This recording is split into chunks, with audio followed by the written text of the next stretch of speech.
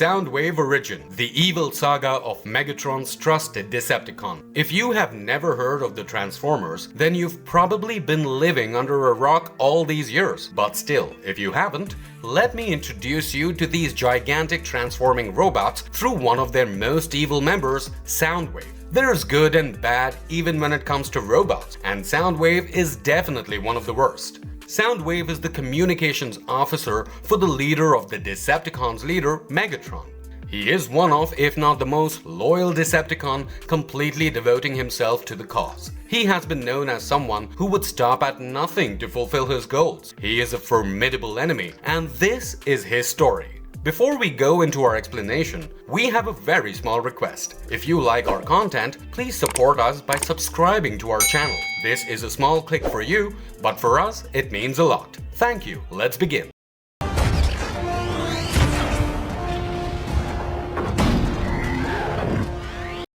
His presence in the Transformers cinematic universe explored. The Transformers franchise is not restricted to just the toy line, animated TV series, and comic books. It is extremely popular and thus also has a major cinematic universe presence. For a character that is known to be Megatron's right hand, it is no wonder that he appears in the films as well. Here is a little rundown, but before that, some background on Soundwave himself. On Unification Day, a new period of Cybertronian administration that saw the planet ruled by two bodies, Megatron's Defense Force, of which Soundwave became a part, and Optimus's Science Division was welcomed and ushered in thousands of years ago on Cybertron as Soundwave stood by Megatron's side. Soundwave was also present when Megatron contacted Optimus and declared that he had control over Optimus's territory. Thus, Megatron's hunger for power prompted him to make that claim, and being the loyal follower he was,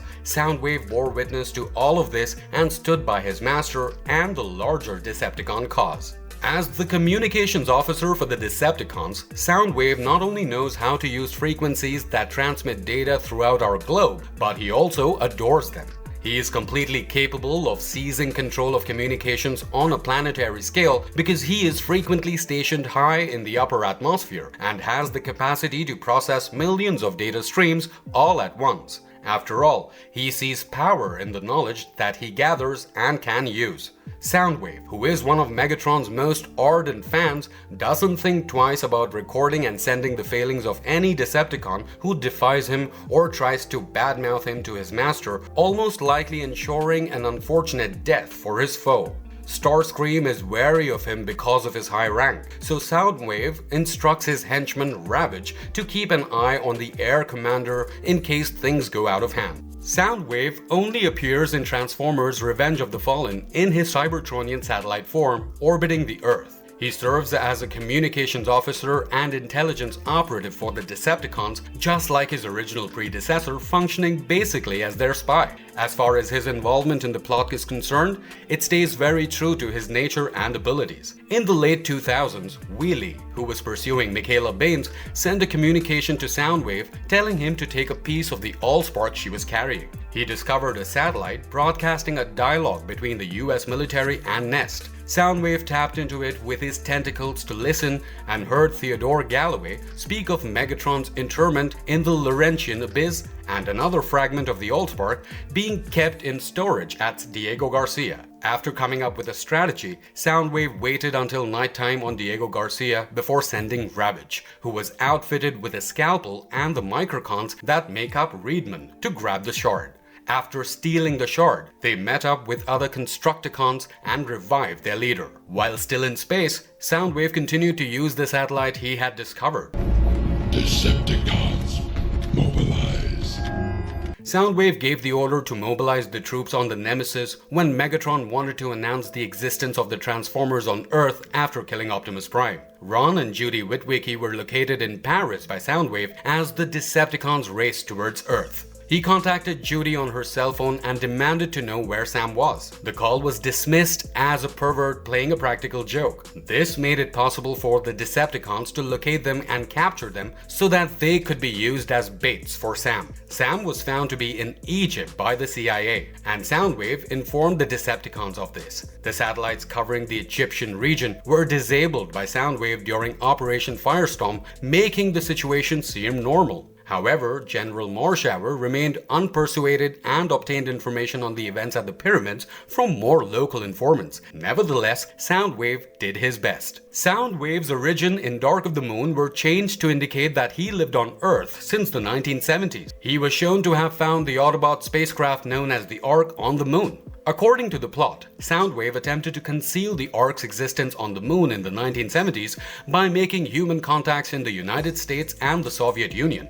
But their inventive accounting made it impossible to fund additional missions to the Moon. One of them was Dylan Gold's father, and Dylan later agreed to work with Soundwave. The Decepticons now intended to inform Optimus Prime of the Ark's existence so he could resurrect Sentinel Prime with the matrix of leadership for them after the Fallen and Megatron's plans fell through. In order to hide, Soundwave pretended to be a Mercedes-Benz SLS AMG on Earth. He went to see the incapacitated Megatron in Africa with his winged henchman Laserbeak and told the ex-tyrant that Optimus had found an arc fuel cell at the Chernobyl nuclear power plant and had found Sentinel Prime's body along with 5 of his space bridge pillars. Soundwave dispatched Laserbeak to further entice the Autobots by assassinating many of their human associates, including Jerry Wang, after Megatron determined it was time to tie up any loose ends that may have appeared in the course of carrying out their scheme. Meanwhile, their human ally Dylan, the only person they spared, gave the disguised Soundwave to Sam Witwicky's new girlfriend, Carly Spencer. Soundwave then served as Carly's ride to Dylan's celebration. Sam and Carly attempted to exit the party early, but as they did, Soundwave and Laserbeak appeared and the Sonic Warrior kidnapped Carly. Sam was compelled to find out the Autobot strategy for defense after Gold revealed his link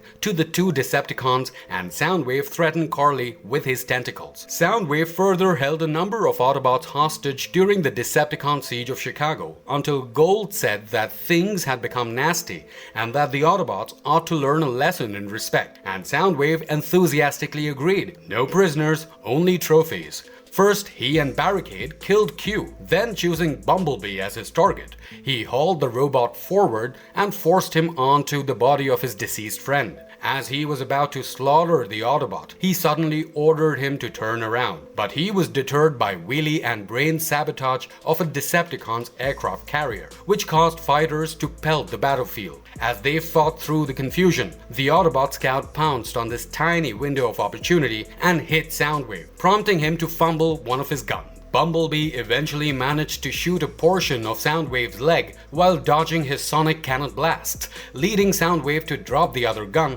and lunge at the Autobot. The ultimate blow was then delivered by Bumblebee, who killed Soundwave by dissolving his head and giving him an uppercut to the torso. Having died in Transformers Dark of the Moon, Soundwave was only a passing mention in the next film, The Last Night. This happened when Vivian Wembley, who had been kidnapped by Hot Rod, had said that her captor had better be a well-known Transformer like Shockwave or Soundwave, possibly not knowing that both of the Decepticons were long dead at the time. However, he was seen on screen once again in Bumblebee. On Cybertron, Soundwave, Shockwave, and Starscream are seen leading the Decepticons in their conflict with the Autobots. Soundwave and Shockwave took control of the Decepticon army after Megatron vanished. The Autobots were forced to flee Cybertron as a result of the Decepticons' conquest of the planet under their shared leadership. Optimus Prime ordered his soldiers to retreat to the Autobots' launch pad after the Decepticons began a major offensive on the last Autobot city, following Soundwave's entrance into the battleground and ensuing command for the Decepticons to attack. All of the Autobots, save for Prime, were able to flee the immediate threat, even though the Seekers destroyed the launch pad. Soundwave sent Ravage out to attack Prime when he returned to the ground level and ordered the other Decepticons to encircle him. Prime, however, was able to avoid capture and finally escape the planet. All of his film depictions take heavily from the various animated takes on the character. He has the hallmark behavior and persona that Soundwave is known for. Being Megatron's right-hand man and most trusted soldier is definitely not easy, but Soundwave does it with the confident grace of a Secret Service or CIA operative as he goes about his various missions. While we do not get to see Soundwave in his full glory, the forms he does appear in the movies give a fair idea about the powers and abilities he has. While he is not hot-headed and punch-ready as most of his fellow Decepticons, it is seen that he can really hold his own. Ravage, eject. Soundwave in various Transformers animated series. Over the years, Soundwave has appeared in almost all the Transformers animated series in some form or the other. Here are a few of his most memorable appearances. Starting with Generation 1, Soundwave served as Megatron's right-hand machine in the initial Transformers animated series. He was frequently dispatched on crucial surveillance operations with his cassettes and regularly played a crucial part in various plots against the Autobots. He discovered the Autobots' plot to look for energy on all other worlds while snooping on the Autobot metropolis of Lacon on Cybertron, using his ability to change into a lamppost. Soundwave participated in Megatron's assault on the Autobot spacecraft, the Ark, and met the same demise when it landed on ancient Earth, trapping everyone inside stasis. Soundwave was crucial in the creation of Energon cubes and the development of designs for a new spaceship to transport the Decepticons back to Cybertron shortly after the Transformers awoke on Earth in 1984. Later, he employed his abilities to read minds to take from Chip Chase's memory an antimatter recipe for the Decepticons. He frequently carried out spying operations against the Autobots with his cassette-based minions. One of Soundwave's most noteworthy debacles occurred in Season 2. All hell broke loose when he used ultrasonic vibrations to brainwash people as part of a Starscream plan, which resulted in a confrontation with Blaster, his Autobot communications officer equivalent, and the beginning of a bitter feud between the two. Soundwave rarely showed emotion, and he hardly ever exhibited any behaviors that were inconsistent with his tech spec. He nevertheless was seen as being utterly devoted to Megatron, and only once was shown emotional, expressing grief when one of his cassettes was damaged during a battle. Although Soundwave was devoted to Megatron, he was not particularly talkative with him or about him. He remained mute after Megatron's body was sent into space, despite his suggestion that he take over as leader. When Megatron was reprogrammed as Galvatron, Soundwave once more served him with loyalty. In Season 3, Soundwave played a significant role in Galvatron's effort to discover the mystery of a sonic weapon on the planet Eurythma, where sound and music were the way of life, leaving Soundwave mesmerized by the planet's flawless melodies. However, Soundwave spent most of the season in a less noticeable role. When the Eurythmans responded to the harmony with white noise, Soundwave was beaten and was forced into another fight with Blaster, who deleted his record. Soundwave had been recording every component of the harmony that had created the deadly sound effect.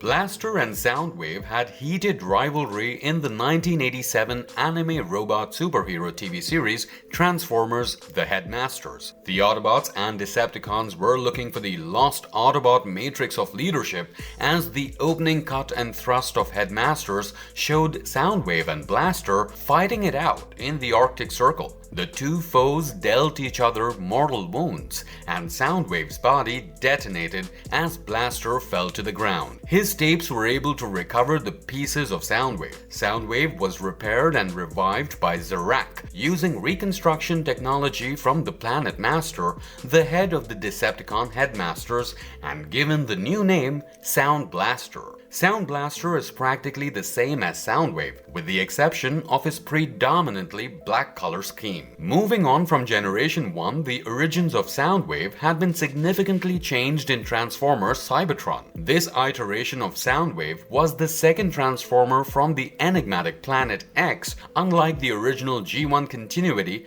where he was a Cybertron inhabitant like Megatron and Starscream. Additionally, this was the first iteration to feature a true vehicle mode for the Decepticon. He joined forces with a smaller robot named Laserbeak and morphed into a Planet X jet in this adaptation. Soundwave first appears in the episode Titan, where he offers to guide Megatron and his henchmen to the planet Gigantion. He faced Optimus Prime and Wing Saber in their sonic wing forms during his first confrontation with the Autobots, and he was able to hold his own in the fight until Metroplex overcame Megatron and the Decepticons withdrew.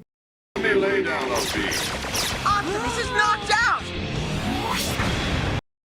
As soon as they reached Gigantion, Megatron underwent an upgrade to become Galvatron there. Soundwave left the Decepticons and teamed up with Sideways. He explained the story of his planet and how they wanted the Cyberplanet keys to exact retribution on the people of Gigantion during a battle with the Autobot Cybertron defense team. Later, he and Sideways tried to get involved in Galvatron and Starscream's epic struggle to get the planet keys and Omega Lock, but the disruption from their conflict threw them into a parallel dimension. Later, when Starscream called out to Galvatron across dimensions, appearing to be trapped alongside him and Sideways, Soundwave would nevertheless make an appearance. By the end of the series, Starscream appeared to have made a comeback, while Soundwave and Sideways were revealed to have discovered a dimension where Planet X still remained intact. After this, we were presented with a completely new version of Soundwave's story in the much-loved series Transformers Animated. In comparison to most other versions of Soundwave, the genesis story for the Transformers Animated version is entirely different. He started out as a toy robot made on Earth, but after being exposed to the Allspark, he developed sentience. The story follows that Megatron created the original version of Soundwave in the form of a toy robot. As an apparently thoughtful gesture, Megatron proposed that Isaac Sumdac give Soundwave to his daughter as a birthday present. Of course, this suggestion was made with a dark hidden purpose.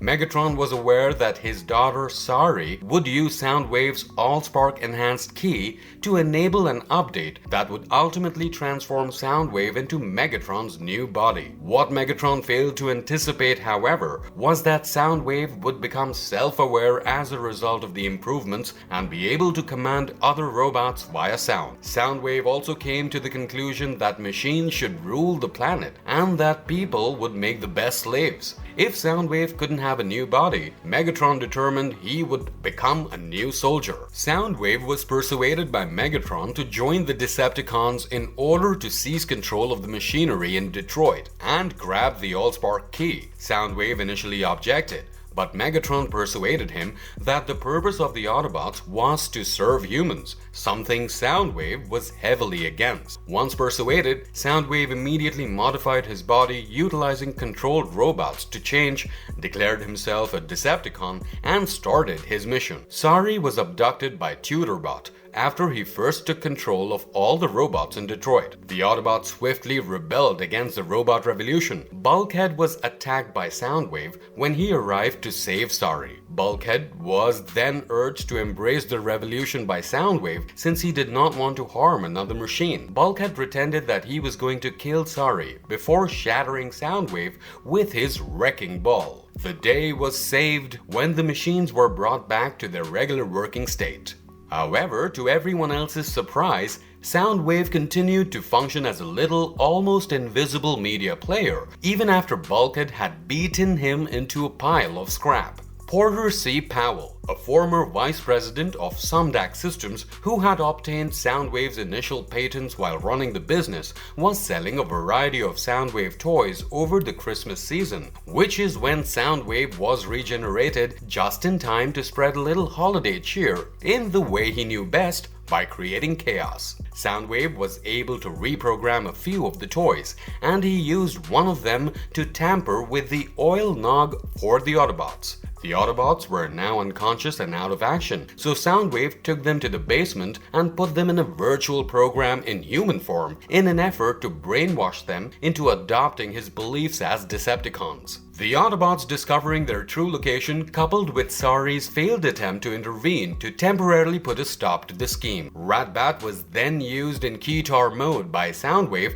to finish the Autobots' reformatting after using Laserbeak to drive Sari into a retreat. After successfully capturing the Autobots, Soundwave deployed the many doll-sized versions of himself to seize control of the city's residents. Sari, however, was resistant to the mind control wave since she was techno-organic. When Sari enlisted the aid of Scrapper, Snarl, and Wreck-Guard to combat the brainwashed Autobots, Soundwave was beaten. Ratbat and Soundwave were then dismembered by Optimus Prime, using Laserbeak's guitar form as a makeshift axe. Even though Soundwave's core was still undamaged, Sari eventually shut it off before Laserbeak could save it. What happened to Soundwave after that remains unknown. Post this, he was portrayed in true Soundwave fashion in the Transformers Aligned Continuity. In the 2011 computer animated series Transformers Prime, Soundwave serves as one of the series' principal adversaries. Soundwave, unlike his older versions, rarely speaks. Instead, when necessary, he replays archive audio and movies from various sources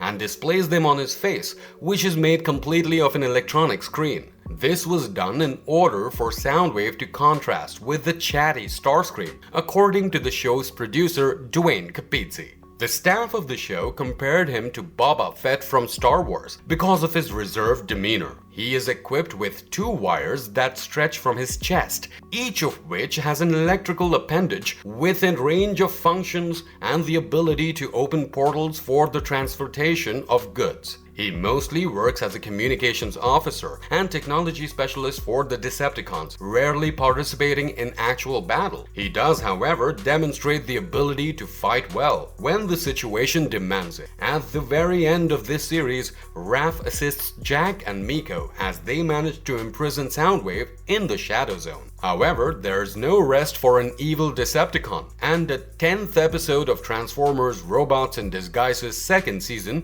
features Soundwave's exit from the Shadow Zone. Bumblebee is imprisoned in the Shadow Zone when he escapes. He immediately paralyzes the majority of the Autobots after that, only to be duped by Fix-It and the humans into letting Bumblebee back in by them. Soundwave is cornered by the Autobots and sent back into the Shadow Zone. He does, however, come back in the last season as a significant enemy in a new body. He seeks to free Megatron from his banishment in Collateral Damage, but his scheme backfires when Bumblebee and his team, along with high-test-equipped Optimus Prime, beat him. Last but not the least, in Transformers Cyberverse, Soundwave makes infrequent appearances in Season 1 before taking on a more prominent role in Season 2. He is frequently depicted playing music on his speakers that is appropriate for the circumstances at hand, aggravating both Autobots and Decepticons. This version of him is more boorish and pettier than previous iterations. It can be said that Soundwave is not evil, just a machine who truly believes in a cause and thus does what seems righteous to him, giving this character a complexity unlike any other. However, the one main thing that remains constant throughout all these depictions of Soundwave is his fierce and unwavering loyalty towards Megatron and his efficient work. Often Megatron is seen berating other Decepticons, but never Soundwave. This is because Soundwave is an expert at espionage and does his job with immaculate precision. Also, his innovative gadgets are super fun to watch in action. IDW Comic Book Origins Explored. The Transformers universe is not limited to television and the big screen. The comics are also an integral part of the franchise, and it would be criminal if we did not explore Soundwave's comic depictions a little bit. He has a rather interesting IDW Publishing comic book origin story that is worthy of a mention. In the relaunched IDW Publishing Generation 1 universe, Soundwave made his first chronological debut in the prequel mini-series The Transformers Megatron Origin. In the narrative, Soundwave serves Senator Ratbat, who shows interest in Megatron, a young gladiator. Ratbat dispatches Soundwave to extend weapons to Megatron and his minions in hopes of gaining favor with them. Soundwave also helps Megatron question Autobot soldier Bumper during their interrogation. After being captured by Sentinel Prime's men and being imprisoned alongside Megatron and others, Soundwave is eventually set free by Ratbat. As Megatron's scheme is discovered, Soundwave aids Starscream in slaughtering the Autobot Senate. In a subsequent confrontation with Ratbat, he forcibly removes his spark in order to implant it in one of his cassette bodies. The second form of Soundwave looks to be a communications vehicle with treads like those of a tank. Later on, in the Transformers Stormbringer, Soundwave took part in the scientific gathering convened by Thunderwing, where he refused to believe Thunderwing's conclusions that Cybertron was perishing. It was also during this time that he grabbed Beachcomber, gave him a cerebroshell implant, and forced the unhappy traitor to launch Blaster into the annals of space in order to demoralize the Autobots ahead of a Decepticon assault. Optimus once said that there was proof that Soundwave had been around throughout Earth's history in the Transformers Escalation number 1. Despite this, he did not resurface until issue number 4 of the Transformers Devastation, where he intervened with Skywatch's control of Ravage and Laserbeak while still stuck in cassette player mode. Afterwards, in his own Spotlight one-shot, Soundwave's story was resumed. In this installment, he played a selfish and dishonest Decepticon internal affairs agent. Megatron sent Soundwave to monitor Bludgeon's examination of Shockwave's laboratory. He thought he could take full advantage of Bludgeon's fascination with the Regenesis project. Therefore, he chose to remain silent about it. Bludgeon was followed to Earth in 1984, when Soundwave observed his attempts to collect Ultra Energon and challenged him after he had. Soundwave tried to intervene, but was caught in stasis lock in cassette player form after learning they were using to reanimate Thunderwing, who had previously destroyed Cybertron, rather than for a power play. In the out of continuity, the Transformers evolution story Hearts of Steel, Soundwave also made an appearance as a member of the Decepticon army working under Starscream. He showed up as a subordinate of Starscream. When John Henry and Bumblebee steered the Decepticon rail convoy into a chasm, he was probably destroyed.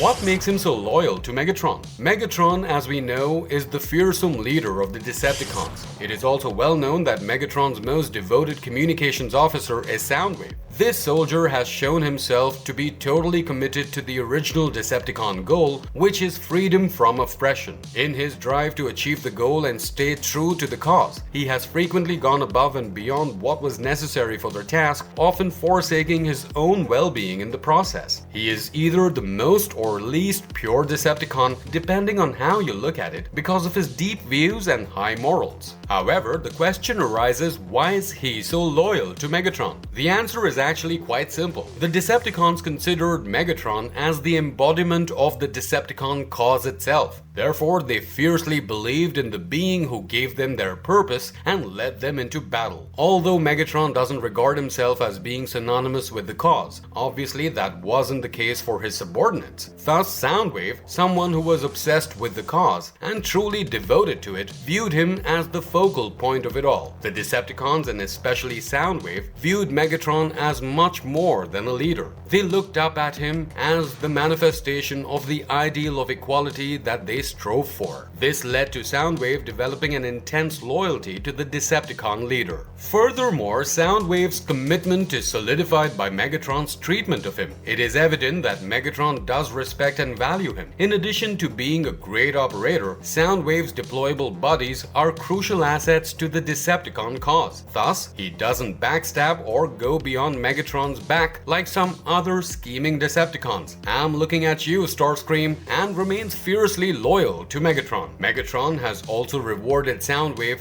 for his unflinching loyalty, making him his right-hand machine. In fact, Megatron has frequently said that Soundwave is among the few Decepticons whom he has complete faith in, and the other Decepticons often despise him as a result of how much Megatron praises him.